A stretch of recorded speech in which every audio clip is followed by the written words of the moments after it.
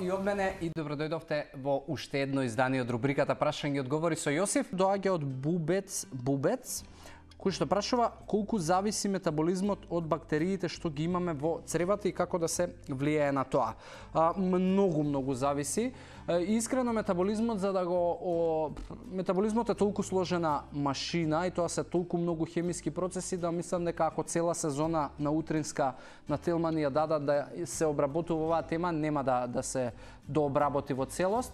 И во принцип за метаболизмот да функционира се многу важни овие бактерии кои што ти ги спомна.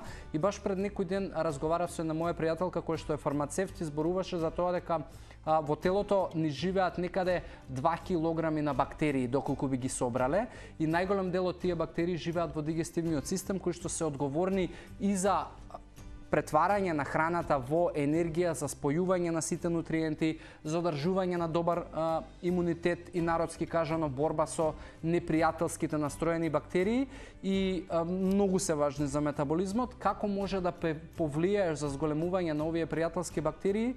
Ако не се лажам, имам зборувано и пред месец дена, а тоа е дека на прво место треба да внесуваш доволно растителни влакна во денот. Најголем и најдобар извор на растителни влакна на број 1 ја би ставил граф, би ставил овес, би ставил јаболко, круша, боровинки, капини, портокал. Тие се можеби растени овоши и зеленчуци кои што најмногу ќе ти помогнат за внес на растителни влакна, особено за оние нерастворливи кои што ќе стимулираат создавање на пријателски бактерии во дигестивниот систем. И другото нешто кое што би ти помогнало е внесување на јогурт, особено кефир кој што исто така е докажано дека придонесува во создавањето на пријателски бактерии. Така да тие се моите две препораки кои што јас ги сретнав низ многу разговори и научни студии.